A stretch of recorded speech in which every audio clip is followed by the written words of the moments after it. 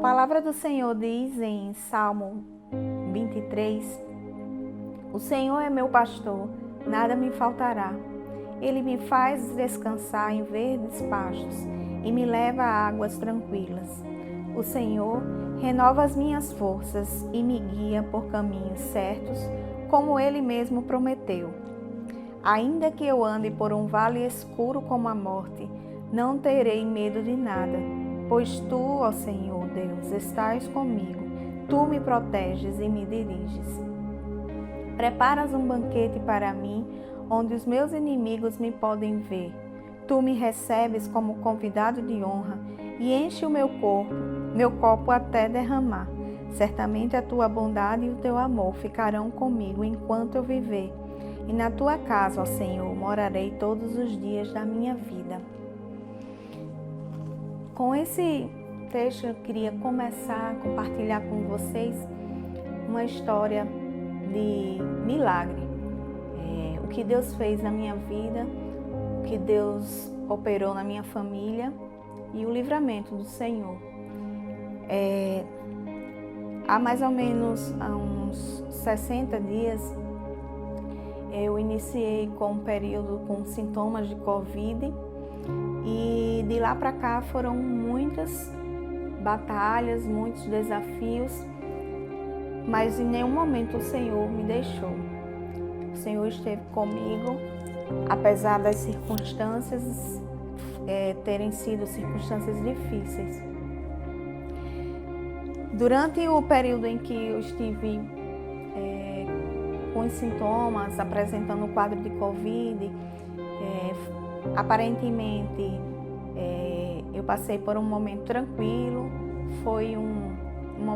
foram sintomas leves, mas que de 7 dias em diante começaram a aparecer algumas complicações.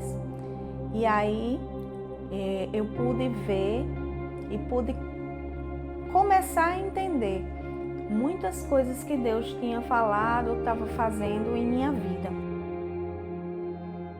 Deus falou comigo tremendamente naquele quarto em que eu fiquei mais de 15 dias isolada, em quarentena, e às vezes me passavam pensei muito, refleti muito na minha vida e no que eu poderia fazer, no que eu tinha deixado de fazer. E esse Salmo 23, ele foi muito marcante, porque em um momento de célula que eu participo, Célula Sul, um querido irmão nosso, ele trabalhou uma edificação e falou desse salmo e usou esse salmo como uma forma de reflexão e de oração para que nós fizéssemos em forma de escrita, reescrevêssemos como nossa história. E aquilo foi muito marcante, porque eu pude pensar bem e eu até testemunhei que Deus, até aquele momento, não tinha deixado faltar nada, tinha me livrado, mas em hora nenhuma eu tinha falado, não tinha passado por minha cabeça livramento de morte. E aí no dia seguinte Deus continuou falando comigo após o culto da igreja, o culto online. Após o culto eu senti um desejo enorme de louvar, e até então eu não estava podendo fazer tanto isso como eu gosto de fazer, porque eu estava ficando muito cansada. E naquele dia eu senti vontade e comecei a louvar 3 hinos que são hinos mais antigos, mas louvores que eu gosto e que falam profundamente ao meu coração. E aí eu comecei a louvar com toda a minha força. Estava um pouquinho rouca, mas consegui cantar essas 3 músicas e gravei, até que mandei para algumas pessoas da minha família, dizendo, como eu estou bem, já estou bem. E uma das músicas falava de morte, né? De Deus dar a vida, e as outras de entrega, de consagração. Depois desse momento, passou-se semana e o cansaço que eu tinha foi aumentando, e aí eu passei a monitorar a minha oxigenação, a minha saturação com o oxímetro, porque eu estava ficando cansada e ofegante quando falava ao telefone em mínimos esforços. E foi então que, à medida que eu ia fazendo esforço, ia para exames, ia para consultório médico, a saturação começou a baixar. E teve um dia, que foi o dia que eu fiz uma tomografia, ela chegou até a 86. No caso, o aceitável para quando você, assim, para você procurar ou não um hospital, 95, 96. E o que é o normal para as pessoas é 98, 99, 100. E até que o médico falou para mim, que disse: minha filha, se sua oxigenação foi aí, se você era para ter sido entubada. E graças a Deus, Deus começou a operar mais alguns milagres na minha vida. Eu digo que eu dei um pouquinho de trabalho, porque Ele trabalhou nesses dias em que eu estive doente. E ao mesmo tempo foi me forjando, foi me lapidando. E aí eu comecei a fazer vários exames, foi descoberto também uma embolia, no início de uma embolia pulmonar. Eu já havia começado o tratamento com anticoagulantes e corticoide, porque eu tinha tido uma primeira sensação de desmaio. E quando foi no dia seguinte, de fato, eu desmaiei. E eu sabia que eu tinha desmaiado porque eu estava assistindo uma série e essa série parou. Eu disse: não está nesse lugar que eu parei. Eu chamei meu esposo e aí foi quando as coisas começaram realmente a ficar mais intensas. E eu fui ao médico e comecei a investigar. Fui ao pneumologista, o pneumologista continuou as medicações para embolia. Fui ao cardiologista, em que botou o Holter em mim. Fez toda a investigação cardiológica e colocou um Holter. Eu tive esse desmaio no domingo e isso na quinta-feira foi antecipado o Holter para quinta-feira, porque o dia não era na quinta. Então eu coloquei o Holter e fui para casa. É um exame de 24 horas que você fica todo monitorado, sua frequência cardíaca. E aí, quando foi à noite, eu tive uma sensação que eu ia desmaiar. Chamei o meu esposo até o quarto, que estava de repouso por causa dessa saturação, o cansaço, estava de repouso absoluto. E ao chamar meu esposo, eu só deu tempo de chamar Tante e eu apaguei. E eu apaguei, eu comecei a não via mais nada, e depois eu comecei a querer voltar e dizia: meu Deus, eu não quero morrer, eu não quero morrer. E meu esposo, quando eu voltei, né, aí depois de um tempo, meu esposo disse: minha filha, eu acho que eu vi você morta aqui nessa cama. Eu estava deitada. E eu disse para ele: meu filho, eu morri. E aí ele já tinha pedido socorro, já tinha chamado uma amiga nossa, a doutora Celina, que em todo o tempo esteve assim, ajudando a família. E ela correu lá para casa e a gente foi para o hospital. E chegando lá, mais uma vez, acreditavam ser da minha epilepsia, que até então eu tinha um diagnóstico de epilepsia, tomava medicação, e aí o neurologista aumentou a medicação, trocou a medicação para que eu não tivesse mais crises. Só que eu retornei à clínica no outro dia do cardiologista e eu disse ao médico, olha, quem vai dizer a verdade que eu tive foi esse bichinho aqui. Eu mostrei o Holter, porque eu tinha certeza que não tinha sido uma crise normal.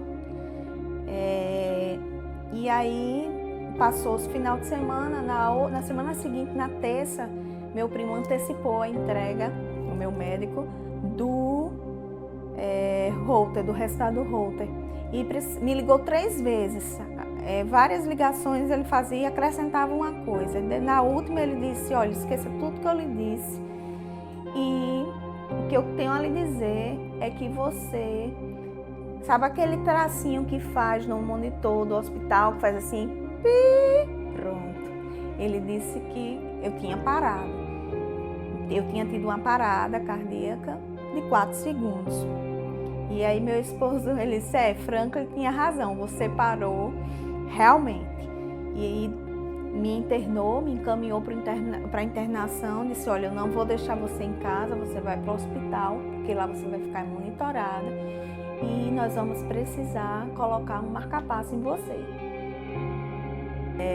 Ele conversou com o meu médico nesse meio tempo, conversou com minha mãe e chegou à conclusão que o que eu tive em 95, minha mãe falou para ele, foi uma síndrome do QT longo. Na verdade, eu tinha isso.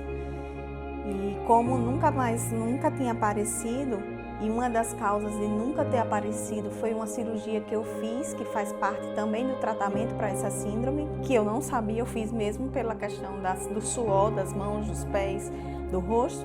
E isso fez com que eu tivesse poucos momentos com esses apagões aí. E dificultou ainda mais esse diagnóstico. Então, fui internada. Deus abriu as portas assim, de uma forma, me colocou no colo, colocou minha família, levantou pessoas para cuidar de mim no período de lá do hospital, no período de lá em casa, porque meu esposo teve que ficar com os meus filhos. E assim, agora era esperar o plano de saúde autorizar o marca-passo. Para surpresa assim, das pessoas, a enfermeira disse, olha, em 20 anos que eu trabalho aqui nesse hospital, foi a primeira vez que eu vi um marca-passo ser autorizado tão rápido. Foi logo da terça para a sexta-feira, o marca-passo da terça para a quinta foi autorizado, chegou de São Paulo e na sexta-feira a minha cirurgia estava sendo feita. Eu não precisei ir para a UTI, eles pensavam que eu ia para a UTI, mas Deus fez a minha cirurgia e eu fui direto para o quarto e recebi minha alta no sábado. Quando eu estava em casa, me recuperando com muitas dores, comecei a ter alguns outros sintomas de muito cansaço e uma tosse e uma dor nas costas. E aí comecei a ficar inchada e no final da tarde de domingo a gente ligou para o meu médico e ele disse, vá agora para o hospital para verificar se você não está tendo um pneumotórax, que é uma complicaçãozinha de cirurgias, o ar que entra, né, nos pulmões. E então eu fui para o hospital com minha cunhada. Chegando lá no hospital, eu estava muito chateada quando o médico disse, olha, você vai ter que ficar. Aí eu disse, eu não quero ficar, eu quero ir para casa, eu não quero ficar de novo nesse hospital. E o médico disse, você vai ficar, vai para o centro cirúrgico agora. Você está com pneumotórax, fazendo um efizemazinho pulmonar e vai ser preciso você drenar esse pneumotórax. Então, eu fui para o centro cirúrgico, prepararam toda para o centro cirúrgico, eu estava muito inchada, minha barriga era assim, meu rosto. E chegando lá, fiz no centro cirúrgico, fui muito bem recebida, todo mundo cuidou de mim muito bem e eu muito chateada. Eu estava chateada e depois de tudo isso que Deus tinha feito comigo, eu não quero ficar aqui, eu quero ir para minha casa. E Deus falou ao meu coração, né? Aquieta-te, eu já fiz tanta coisa por você, força. E aí eu já estava na UTI depois da cirurgia, e aí eu fiquei tranquila. E passei a conversar com as pessoas, recebi alta da UTI, fui para o apartamento, até que chegou o dia da alta. E aí fui para casa, para o encontro dos meus familiares, dos meus filhos, minha mãe, meu esposo, que eu estava assim com muita saudade de estar nesse ambiente, né, acolhedor. E então, para terminar assim, um pouco o recorte do que Deus fez em minha vida, eu voltei ao pneumologista essa semana mesmo, agora, e o pneumologista, ao ver minha tomografia, disse que o meu pneumotórax tinha sido gravíssimo, muito grave, e que além de eu estar com pneumotórax, eu estava com uma pneumonia, que até então ninguém sabia e ninguém tinha falado da existência dessa pneumonia. Mais uma vez, Deus cuidou de mim. Deus fez um milagre na minha vida, na vida da minha família. E assim, eu não me canso de agradecer, de ser grata a Deus por isso. E depois a gente vai tentando entender algumas coisas, há um mês de tudo acontecer, eu e minha família, a gente vinha lendo o livro de João, de Atos, em que relata os milagres de Jesus. E Deus já estava me preparando, porque eu ia ser um milagre dele. Que Deus ainda faz milagres nas nossas vidas.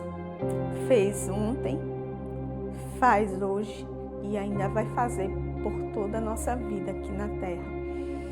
Então, eu queria agradecer muito a todas as pessoas que oraram, que intercederam, pessoas que eu nem conheço, em vários lugares, e está aqui. Eu sou a prova viva do Deus que opera milagres nas nossas vidas. Que Deus abençoe vocês.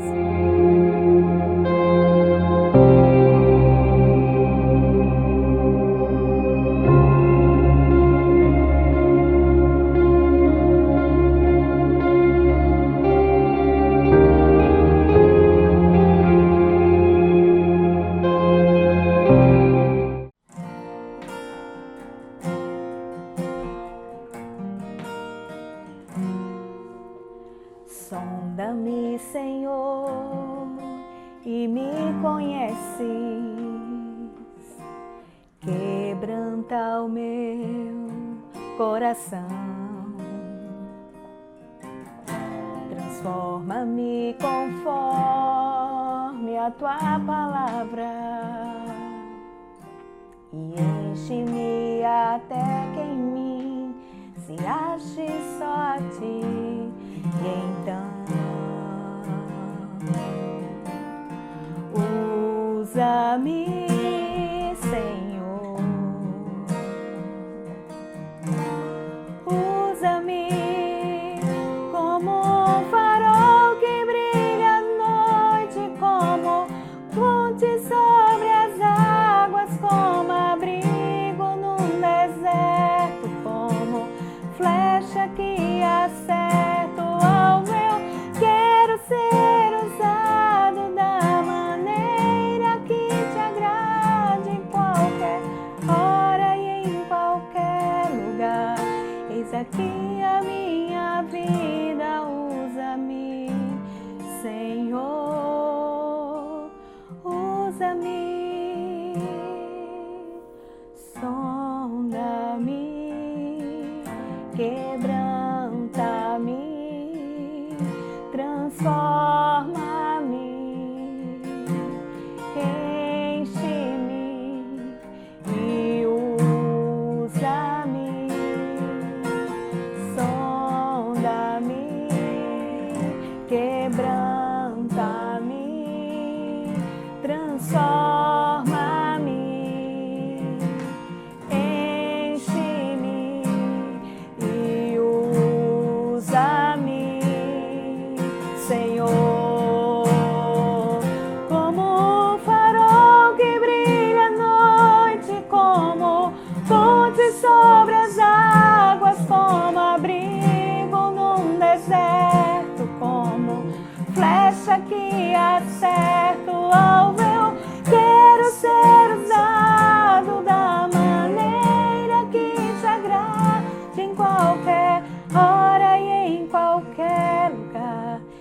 Eis aqui a minha vida, usa-me, Senhor, usa-me, sonda-me, quebranta-me, transforma-me, enche-me e usa-me, Senhor, e usa-me, Senhor.